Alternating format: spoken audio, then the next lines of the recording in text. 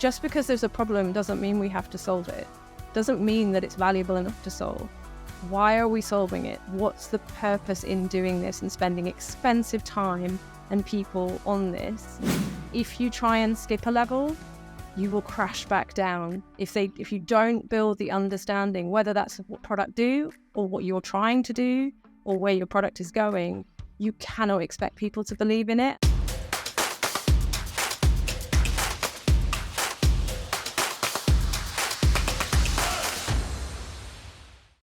Today, Laura Jenner, Director of Product at ITV, unpacks the journey of crafting a product team from scratch amidst lockdown and across 2 countries.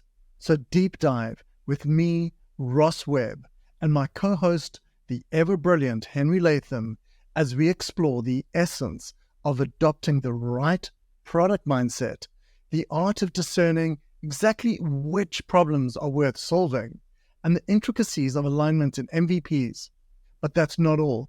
We're also going to be talking about gaining insights on fostering a culture of continuous learning, ensuring psychological safety in teams, and navigating the evolving landscape of product management in grad schemes. So whether you're a seasoned product manager or an aspiring one, this episode promises tangible takeaways to enrich your leadership toolkit. Let's dive in. Laura, thanks so much for joining us today. Thank you for having me. Lovely to be here. Awesome. Laura, I know when we were sort of prepping for this, one story really jumped out for me and really resonated. Actually, I think there are many podcast episode where it's, we're taking a product leader at a extremely fast growing company where the company already gets product, they've already got strong product market fit, and it's sort of just, adding a bit of fuel to the fire. And that is nothing like the challenge of actually shaping product and shaping a whole product organization from scratch. And I know you did this, in fact, quite recently, building, really product team from scratch during lockdown across 2 countries. So, bringing that remote element into it. Do you want to tell us a little bit about that experience, some of the challenges there? Yeah, sure. I mean, it's probably not the most sensible time to start a new job, April 2020, but these are the way things happen. I met during that kind of pre-COVID winter the person who was to become the chief product officer at New Statesman, the New Statesman Media Group, which publishes the magazine and the website and several other brands as well. And we kind of both left what we were doing to jump ship and land in the New Statesman. And they had not had a chief product officer or what was I, product director. Before, there'd been no product managers. It was very much kind of project managers and editorial and all the people you would normally find in a publisher's. So it was a real challenge to kind of change job at that particular time. I'm sure lots of people did the same thing, but it was definitely interesting times. But also to then be like, right, okay, off you go. Like, what PMs do we need? What should they be responsible for? And by the way, we'd like to kind of relaunch this product, which the New Statesman magazine has been around. I'm going to get it wrong. So I think it's about 100 years, a bit more maybe. So obviously a brand that you don't want to mess around too much with. But obviously the website was a bit newer than that and really needed a kind of a re-look at it.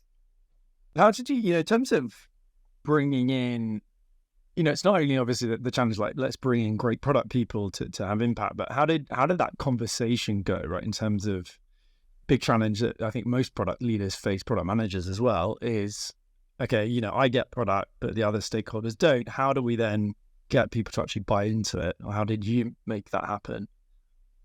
Yeah, so we were quite lucky in that Martin Ashplant and I, when we arrived, we had the buy-in of the kind of managing director of the New Statesman Group, because he was bringing us in. He wanted to bring in that kind of product way, but also data science, marketing. Like, we weren't the only people in the leadership team. It was a good team.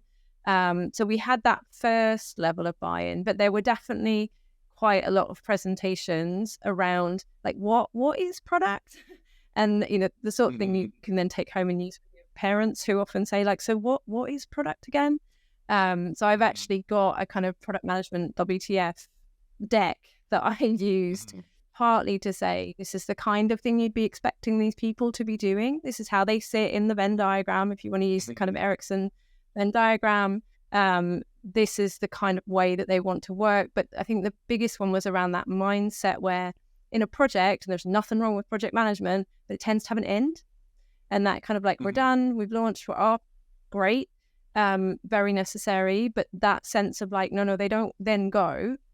Then they have to try and, make it better, see what's not working, maybe implement different things, learn from the stats. And that was quite a change in mindset for people. But to be fair, they did adopt it and kind of, got used to it and remembered that you needed to bring product into the conversations. And they were already working in Jira and things like that. It was bringing it more into kind of sprints and working through things that way. But it was definitely, it was quite interesting. The company had set up an office in Bulgaria already. And so that was why we were across 2 countries. And most of the PMs were in Bulgaria. One of them and me and the CPO, we were in nominally in London, although clearly not, for about the first year. So it was figuring out who we needed, what kind of areas did we want to apply a product lens onto. So that could be like the commercial area. Obviously, there were the kind of editorial tools that we were doing. Then you had front end build. And so different PMs had different responsibilities across not just New Statesman, but the portfolio we were dealing with, and started to get embedded into those teams, which was, easier in some areas than others, but it always is when there's change in a company, right? Laura, I just got a follow-up question there. What was the biggest pushback that you had from the leadership team? And it doesn't need to necessarily be negative pushback. It could just be maybe people were confused or didn't understand or still thought it, product was just projects. How did you deal with that? And were there any specifics that you remember? I think there was a kind of sort of remembering not just to default to someone's asked for this, so we'll do it, which, there are lots of times when that's completely appropriate. But I think there was definitely a bit of a challenge around kind of, right, okay, no, wait, stop. Let's think about why we're doing it. Is it worth doing? This is no doubt, you've worked in products a long time, right? This is a thing you say over and over again. It's like, just because there's a problem doesn't mean we have to solve it. Doesn't mean that it's valuable enough to solve. Why are we solving it? What's the purpose in doing this and spending expensive time and people on this? So I think that was probably, it wasn't an area of friction. It was a healthy discussion, right? Yeah, okay, I get that. But why would we do that? And why would we approach it this way? And why aren't we taking some time to figure out how we're going to go down that route?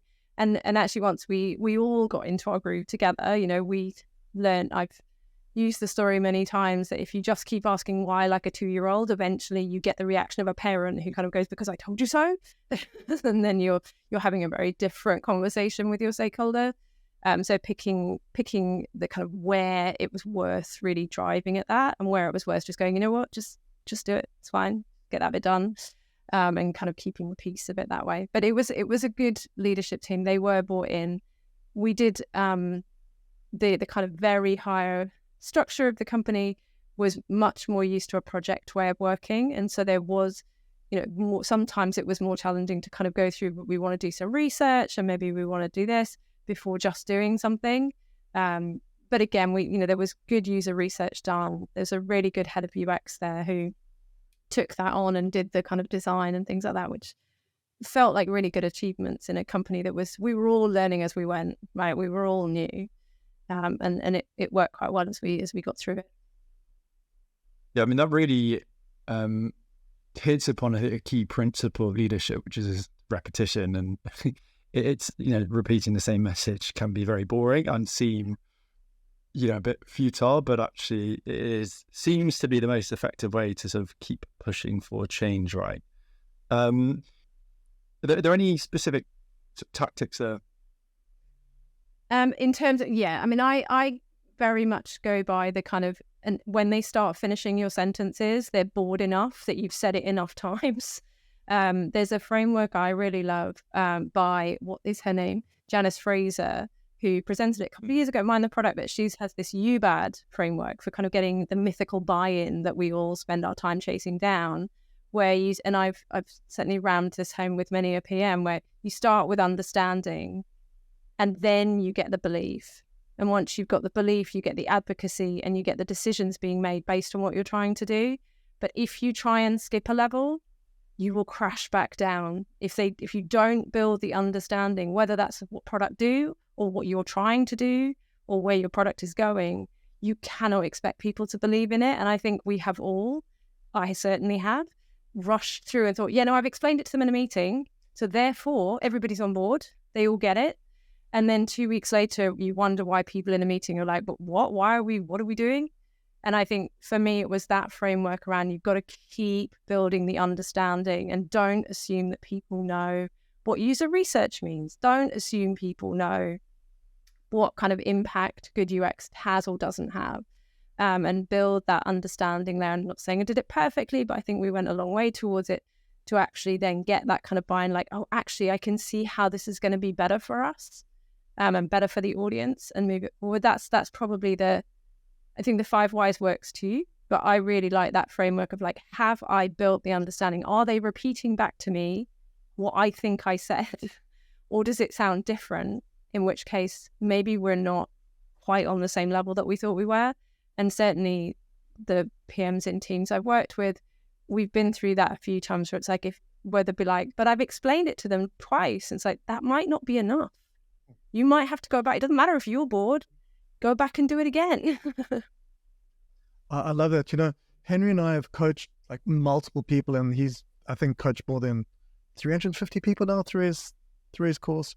But one of the things that we were teaching people was to really get feedback. And it was something that I used to do early in my career, where I'd like present a roadmap, whatever I was presenting. Then I'd just create a quick form, like, what did you like the most about the roadmap, or whatever.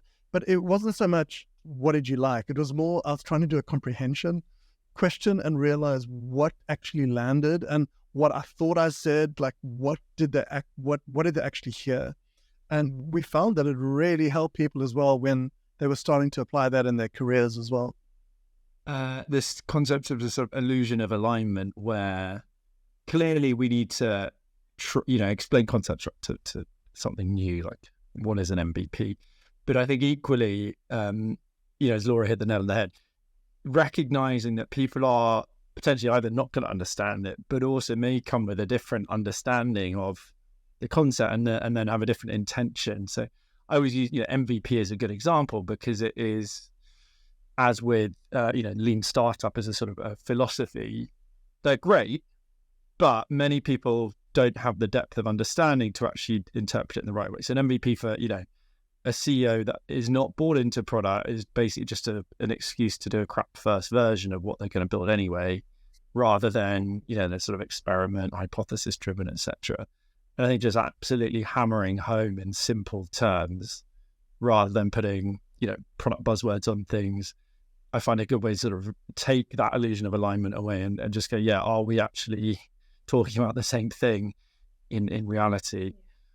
I think that's such an important question. Like, are we talking about the same thing? Because like you say, one person's, I hate the phrase MVP, I'll be honest about that, but like same. One person's MVP is another person's just like nightmare, and it's another person's, I'd go to market with that, right? And those, you're dealing with completely, you're at cross purposes before you've even started. Because like you say, sometimes it's an excuse to put something out that's really thin, but never come back to it and leave people with that. And sometimes it's genuine, it's on a piece of paper and you're just trying stuff, right? I think that alignment and the form is a great idea. There's also that kind of thing of like, can you play back to me what I think I'm explaining? It's a classic female thing to say, does that make sense? That's not a great question because you're undermining your own delivery. But there is definitely a framework around, okay, so if we take what I've given you, what do we all think the next step is? What are we all doing with that? And people will go in like different directions, and you suddenly realize you need to come back to that understanding piece and maybe think about your own understanding and how you've explained it. Because often it, like you say, you use a buzzword and ITB is brilliant at the moment. There are so many acronyms and abbreviations for things in media and television. I've spent like a year just writing things down and then Googling them to work out what they are, but they trip off the tongue like product phrases do. Yeah, at Amazon, we actually have a whole glossary just on all our acronyms. So I remember when I joined, people were saying like, we got to talk about the POC, and I thought there was a proof of concept, but it was the point of contact. And I had no idea what people were talking about half the time. But it's a really good tip, Laura, because I find myself saying, actually, does it make sense? And it's a complete pointless phrase, right? Because what are they going to say? No, it makes no sense. I've got no idea what you're talking about. I like that. So you suggest, in fact, getting them to suggest, okay, what might be the next steps, to just sort of check, like, yeah, they got the intention, and we're sort of aligned there. I say it too, and I catch myself saying it, but I've read quite a few things around not kind of almost introducing a questioning of your own, what you've put forward, but instead introducing a questioning of the understanding of what you put forward. And then you take responsibility if you there's been a lack in your kind of explanation, but it doesn't start with that. It maybe starts with what preconceptions are they coming with? What battle scars are they wearing that might affect the way that they welcome or not your message? Yeah, I think it's really good advice. I just want to come back to, this experience at New Statesman. So you're coming in, nobody really gets product, but there's buy-in right from leadership. And I think that's clearly one very important part of it. But let's talk about specific, you've got buy-in by the sounds of it. It sounded like you had some autonomy in this role to really shape how product was going to be done. Can you talk to me about any specific tactics when it comes to building the product teams themselves? Like any specific areas that, whether it might be hiring, the coaching element, for example? Yeah, so I think I'm one of those weird people. I really love hiring. I really like interviewing and stuff. I'm like, this is great. And everyone else is just going, oh no, I've got to need more interviews. So we were quite lucky and we got, so we had that buy-in to go out and build that team. The challenge, I think a lot of it was I'd never hired a team remotely before, especially as it was locked down. It was even more locked down in Bulgaria. There was no chance of traveling between the two countries. So we could not meet kind of in real life. So we had to, it was a team of 7, bring those people on board, introduce them to each other, but not physically, obviously, start to build that kind of sense of camaraderie and wanting to help each other that you need in a good team, any team, product or otherwise. So there was quite a lot of time that we spent on, kind of like casual coffee over Zoom, or we did a Friday night pub on Zoom at the end of the week, just to start to get people together and talking about something non-transactional. Because you need, to me at least, I think you don't have to know everything about everyone's lives. They don't need to tell you anything like that. But I think you just need that one thing to kind of start to hook you together that isn't just, have you seen Jira Ticket 743 and where's it progressed to? But to sort of really get that that strength that comes from the collective and the ability to have ideas and share experiences. The psychological safety piece that you mentioned, I think, is important. People have to feel safe to say, I don't know, I got this wrong, I'm really struggling with this stakeholder is awful, like, please can someone help me? And they need, that's really difficult to build in transactional meetings. I found you just had to have some time where you're talking about something else. Doesn't have to be super personal. We discovered that half of them loved Formula One. So I used to watch the Formula One races. I could say, oh my gosh, did you see whatever happened? But just something that you've got that little hook and you start to build that sense of being not just, 6 squares on a Zoom screen or 20 or however many are in the team, but an actual group who eventually they did meet each other. And I met the person in London, but we never all physically met. I just want to come back to, I think it's really, really good advice. Coming back to hiring, were there any surprising learnings that came from that first experience? Because there's sort of a lot of general advice about hiring, but for you in that situation, looking back now, having seen what worked, what didn't, who thrived, who didn't, any sort of surprising learnings there you could pass on? Yeah, and it was definitely, I mean, hiring is more remote now. It seems to have stayed that way a lot of the time, right? We're still hiring through kind of virtual interviews and things a lot. And I think part of it for me was sometimes you need a little bit more structure in those interviews than maybe you do when you're sat together.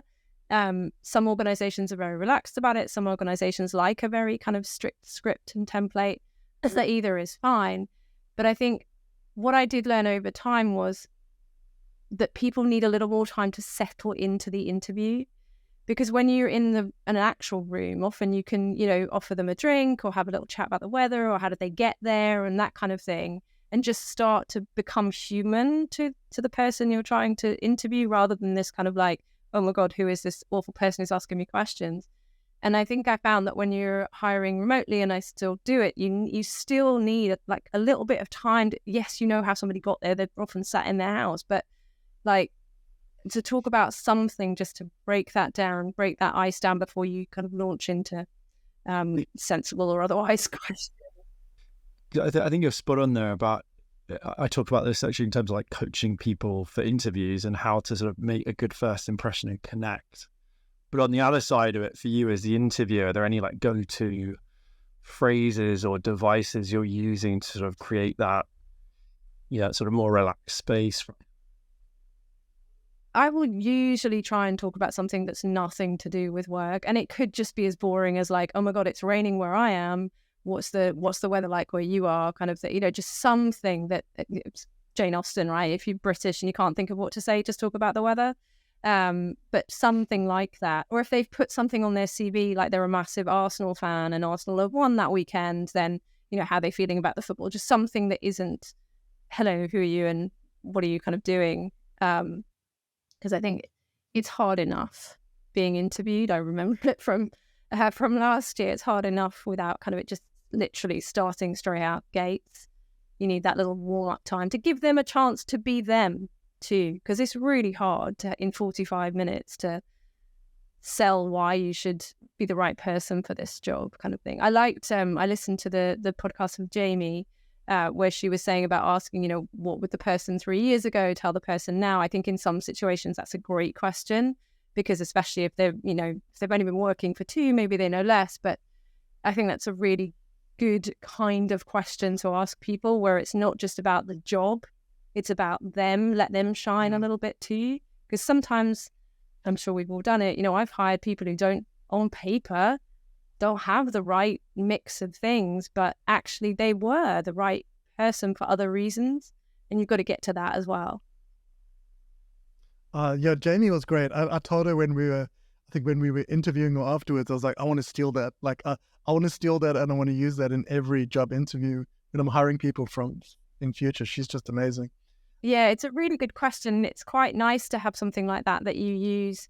I have a similar thing that I ask, not quite the same question, but I have a question that I have used across candidates at all levels, in all kinds of different job roles, because I just like to see what people, and no one prepares for it. And so I just like to see what people answer.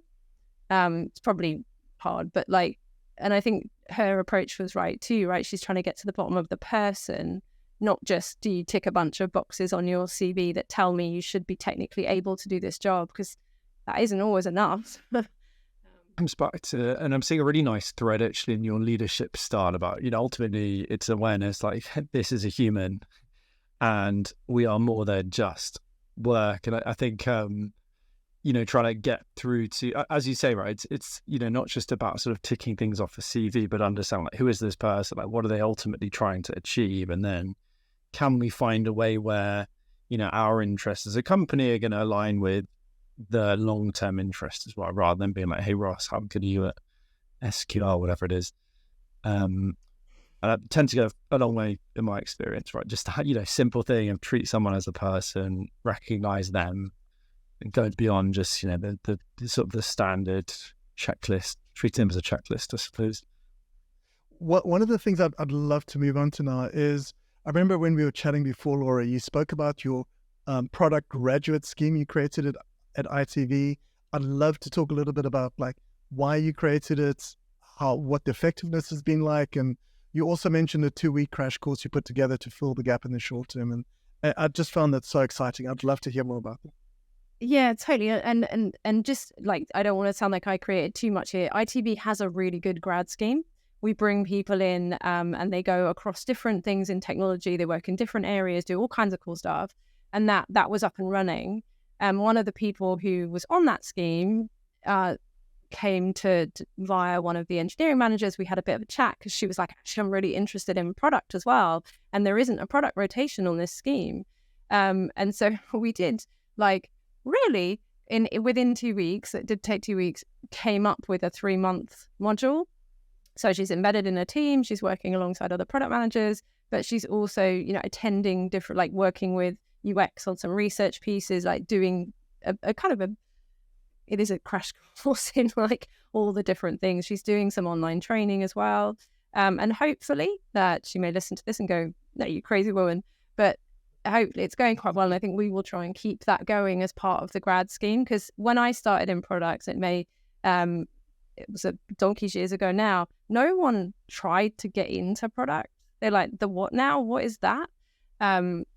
But now people actually kind of seem to come out of uni and they're like, or college or apprenticeships or wherever they're coming from and be like, actually, I'd like to go into product management. So, wow, people are actually asking to do this. This is amazing. So I think I hope we'll keep this rotation in for other graduates who come through and be like, it's not just about, engineering or platform or cybersecurity or whatever else. It's also there's this whole side around product. And so far it's going really well with her. So it's working out.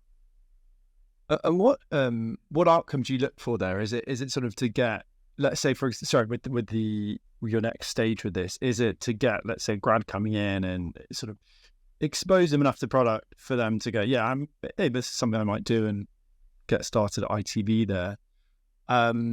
Or is it a way to sort of improve product knowledge, another weapon, let's say, to help you spread the word about product within an organization? So I think it's a little bit of both. I mean, I'm lucky at ITV. It has a huge product organization with a really good chief product officer, and so we're in a good place that way. But I think sometimes it's harder to get people with no experience into those teams, right? Because you often need someone to be not hit the ground running, but at least hit the ground walking. And so that makes it quite hard to have someone who's had no experience of product at all come into a role. In my area, we work on a lot of the internal tools. So actually, sometimes they might come from an operational role and shift across so they know the domain, but they need to learn the product piece.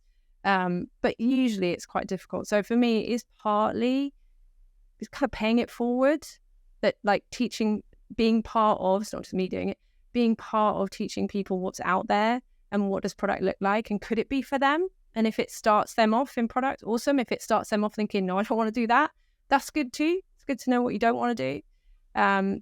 It also gives good experience to the product managers in the team because they're helping with mentoring, they're helping someone understand what they're doing, they're running workshops.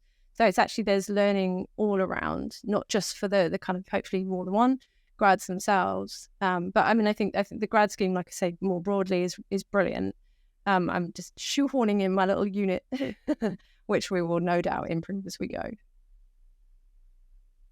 That's brilliant. And I want to talk a little bit more about, Henry mentioned earlier, psychological safety. And, I've worked with loads of teams who feel like they're just working in a feature factory. And I realize there's lots of other parts of psychological safety, and I don't want to just talk about that. But I do want to talk about how do you as a leader get your team to realize they're not just working in a feature factory? And the other thing is, I want to talk a little bit more about also retention with product, because, as you mentioned, people now come out of college, MBAs, whatever, they want to get into product, and there's such a demand for product people right now. So how do you help with that, with like retention, where product people can be quite itinerant? And, I think I read the average job that product people stayed is about 18 months to 24 months. Maybe that stat is wrong, but I'd love to see what you do around that as far as retention and getting people really bought in, and also how that it can impact their career growth. I think I'm feeling reasonably good about that now. I think I've kept mine for longer than 24 months on the whole. So, yay! So I think there's a couple of different things in there to unpack. Right?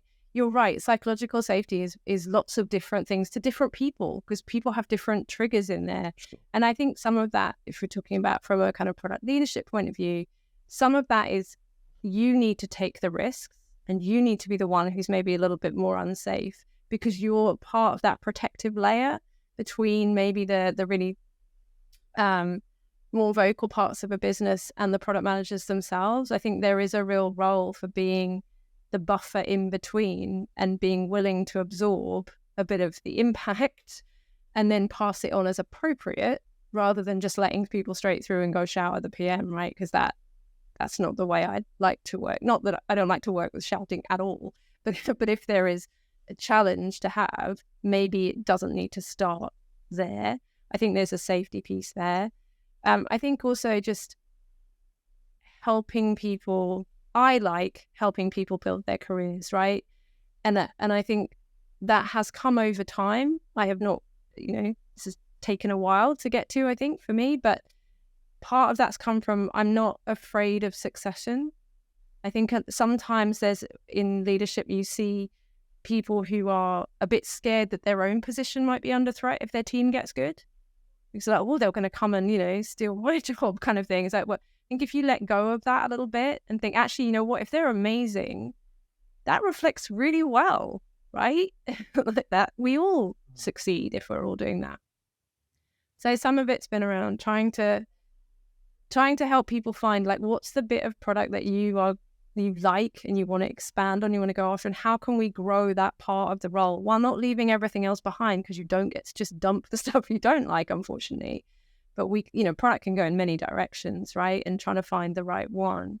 And also I think not being afraid to let people go. I don't mean get rid of them. I mean, like, if people want to move on and it's the right thing for them, I think that's to be celebrated, rather than sort of trying to like, no, you have to stay and we'll give you all these things just to make you stay. I've never been one for horse trading that way much anyway. But I think celebrating if people find a great place to move on to, that again, you've done a great job. Look what you've done. You've springboarded them into this thing that we could never offer.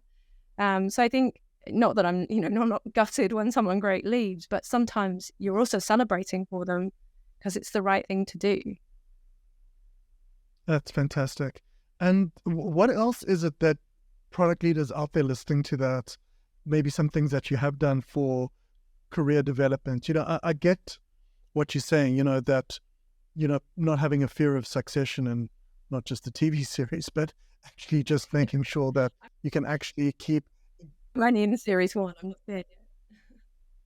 Okay, spoiler alert. Okay. But what can you do to help them?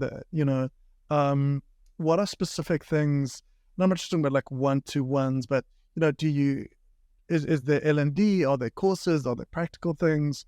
I'd love to hear some suggestions of what you've done. So I think there's a whole bunch of stuff. I think one-to-one conversations are still really important.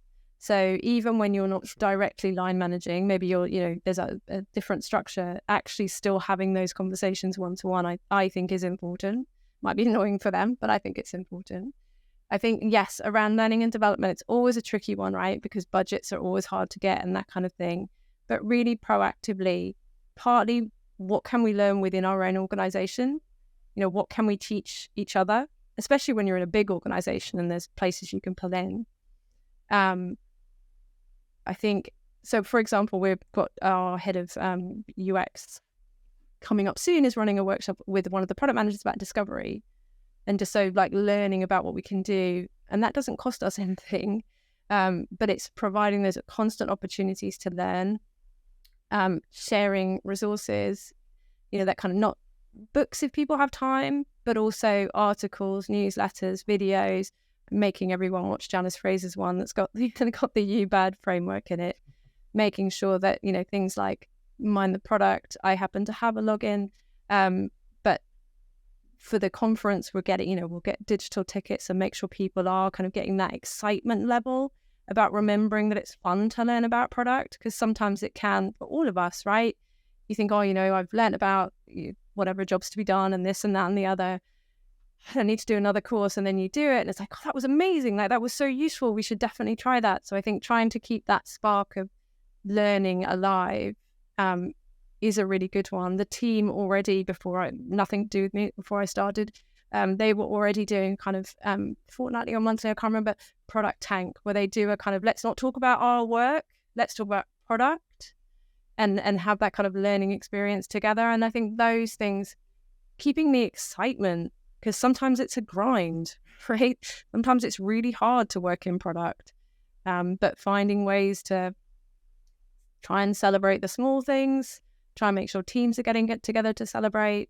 Not just, I know you shouldn't just celebrate the launches, it's about the outcomes, but sometimes you do have to make sure you celebrate things that happen, and that you call out and say thank you. That's my most important rule, is just remember to say thank you to people, because so often it's forgotten, myself included. I'm sure I've done it too. But make sure people understand that their work is appreciated. Make sure they understand where they have development opportunities, and start to get that bigger picture of all the things that product can be.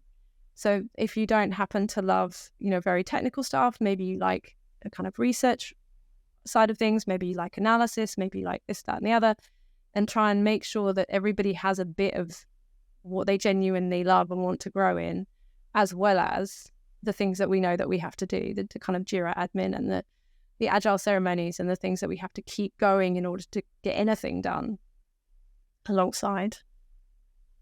Henry, you had another question there, right? I think that was great. I think actually it sort of comes back, Laura, to what we're initially talking about, which is, again, sort of repetition and keeping, realize it's not enough to just send one article a month or, suggest one learning program, but keep really driving on all fronts in terms of, your coaching, in terms of pushing product itself, and just being quite relentless with that. Sounds like something, sort of thread across the discussion today. And I think also getting it back as well, where it's not just me, right? Where other people see things or read things or have questions about things, getting that kind of coming back. I know Jamie was talking, I think it was last week, it was yesterday for me, so when I listened to it, around the kind of having OKRs for herself. That sounded amazing, for people, for the teams. And I think that's right. I've always believed that I'm definitely not quite as disciplined as that particular approach, but people need those kind of quarterly things that they're trying to, and that might be things that they want to learn, not just launch this, do this, build this. That'll happen anyway. But are there areas you want to learn about? Do you want to go and speak at a conference? Do you want to, do something internally to promote promote understanding of your product? Where can we build those opportunities to continually learn and feedback?